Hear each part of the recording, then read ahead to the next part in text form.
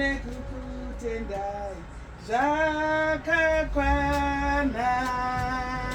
Mwari Baba, handigone kukutendai vasarudzwi neminhume dzaMwari.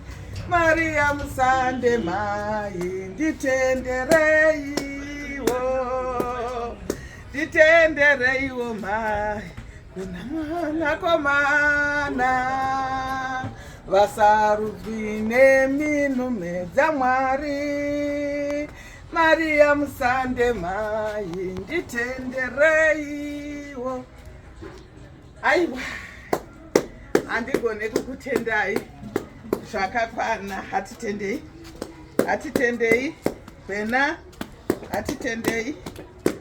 Ndinoda kutenda Mwari mugore rino rese rapfuura. Gore iri rakandikoshera zvakanyanya, rakaita kuti ndinyatsoona kuti kunamata kwandakaita kwakapindurwa zvakakwana.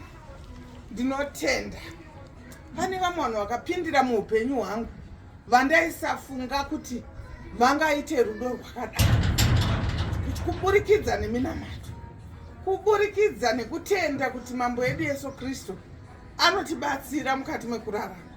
Nyangwe iwe kwauri ikoko unogona kudetserwa gore richipera uchifara.